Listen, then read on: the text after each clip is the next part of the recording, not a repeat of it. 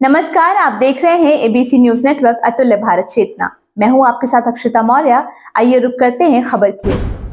एक बार फिर निचली अदालत के फैसले को चुनौती देते हुए हाईकोर्ट का किया रुख, जहां से मिला मुस्लिम पक्ष को स्टे। बताते चले, न्यायालय का फैसला पहलवान बाबा की दरगाह का अतिक्रमण हटाने पर रोक लगा दी थी। प्रशासन फिर शुरू करी थी कार्रवाई। 4 लेन निर्माण में बाधा बना रहा था अतिक्रमण। पहलवान बाबा की दरगाह के अतिक्रमण हटाने की प्रशासन की कार्रवाई पर लगाई गई रोक न्यायालय ने हटा दी थी। रतलाम तृतीय व्यवहार न्यायाधीश अतुल श्रीवास्तव ने पहलवान बाबा दरगाह कमेटी को प्रशासन के विरुद्ध दिया गया स्टे खारिज कर दिया था। न्यायालय ने तहसीलदार की कार्रवाई को सही मानते हुए फैसला दिया है। इससे रतलाम से जावता सिटी 4 लेन निर्माण में आ रही बाधा दूर करने के लिए दिया था स्टे। रतलाम से जावता तक सिटी 4 लेन का निर्माण हो रहा है। इससे धार्मिक स्थलों के अतिक्रमण के कारण व्यवधान हो रहा है। नतीजतन 4 लेन निर्माण का कार्य प्रभावित है।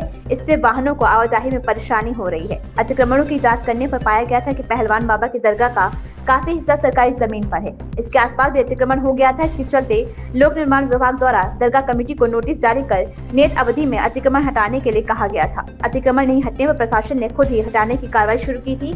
इससे असंतुष्ट होकर दरगाह कमेटी की ओर से मुस्लिम पक्ष ने न्यायालय का दरवाजा खटखटाया था। न्यायालय ने 13 नवंबर को एक पक्षीय आदेश जारी कर प्रशासन की कार्रवाई पर रोक लगा दी थी। प्रशासन ने लगाई थी स्टे खारिज करने की गुहार। मामले में 14 नवंबर को शासन की ओर से शासकीय अधिवक्ता समृद्ध पाटीदार में न्यायालय के समक्ष उपस्थित होकर उक्त एक पक्षीय कार्रवाई और स्टे निरस्त करने का आवेदन प्रस्तुत किया था। इस स्टे पर 25 नवंबर को न्यायालय ने शासन के विरुद्ध एक पक्षीय कार्रवाई निरस्त कर शासन को बायपार्ट कर स्टे पर बहस के लिए 26 नवंबर की तारीख नियत की थी। इस पर 26 नवंबर को तृतीय व्यवहार न्यायाधीश अतुल श्रीवास्तव के समक्ष दरगाह कमेटी के अधिवक्ता व शासकीय अधिवक्ता समृद्ध पाटीदार दोनों पक्षों ने दलीलें दी। बस इसको सुनकर न्यायालय ने शासन की ओर से प्रस्तुत स्टे निरस्ती का आवेदन स्वीकार कर 13 नवंबर को दिया गया स्टे आदेश निरस्त कर दिया था। परंतु दरगाह पक्ष एक बार फिर से हाईकोर्ट का रुख किया है, जहां से उन्हें पुनः एक बार फिर से स्टे मिल गया है। देखिए रतलाम से रिपोर्ट मोहम्मद शरीफ कुरैशी की।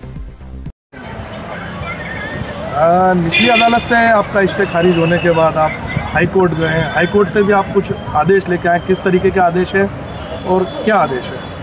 देखिए, हम हाई कोर्ट गए हैं। हाई कोर्ट में हमने एक याचिका लगाई थी।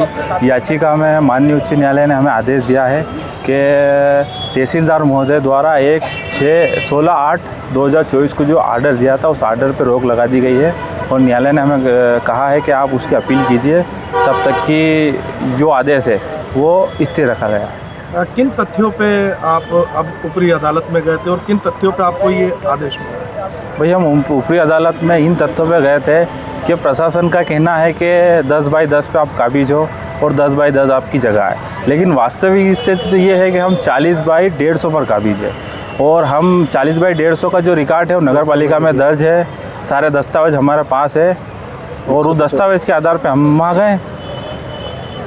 ये दरगाह परिसर का जो पूरा हिस्सा तोड़ दिया गया है, इसको लेकर आप आगे क्या करेंगे? देखिए, अब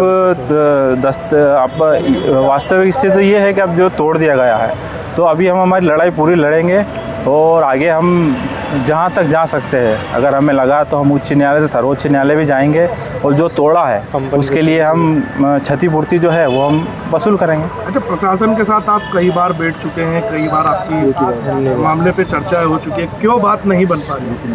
सर, कई बार तो नहीं, बस एक ही बार हमारी प्रशासन से मीटिंग हुई थी। प्रशासन का कहना यही था कि आप एक काम कीजिए कि जो आपकी जगह है वो पूरी छोड़ दीजिए, सिर्फ हम 12/22 आपको दे देते।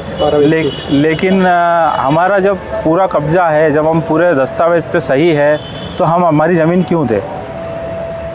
प्रशासन का कहना था कि यहाँ जो तहसीलदार के यहाँ जो केस चल रहा था, उसके अंदर बीच में कुछ समझौता हुआ था आपका, उस तथ्य को छुपा की जानकारी नहीं है, आपने आवेदन लगाया था। देखिए, सबसे पहली चीज़ तो ये है कि जो प्रशासन का कहना है कि हम ने जानकारी छुपाई है, तो ऐसा नहीं है। प्रशासन द्वारा अगर कोई आर्डर दिया था तो उस आर्डर को आपको अमल में लाना था। आपने अमल में नहीं लाया, वो आर्डर को आपने छुपाया और हमें कोई जानकारी नहीं दी। आप उस आर्डर में देख लीजिए, कहीं पर भी हमारा सिग्नेचर नहीं है। अगर हमारे खिलाफ कोई आर्डर होता है तो आपको हमें उपस्थित करना था, हमें बुलाना था और हमें जानकारी देनी थी कि आपके खिलाफ भी आर्डर हो गया, तो हम जो भी उस आर्डर के खिलाफ विधिवत कार्रवाई होती है हम करते, अपील करते, कोई दिक्कत नहीं थी। लेकिन प्रशासन ने पूरी तरह से छुपाया, हमें बताया नहीं। हमें तो जानकारी तब मिली है जब हम न्यायालय में आए तो उन्होंने दस्तावेज प्राप्त न्यायालय में पेश करे तो हमें पता चला कि हमारे खिलाफ एक पार्टी आर्डर भी हो चुका है। सिविल न्यायालय द्वारा जो स्थगन आदेश खारिज किया गया है वो भी इस खबर में बस इतना ही। बने रहिए ABC न्यूज नेटवर्क अतुल्य भारत चेतना के साथ।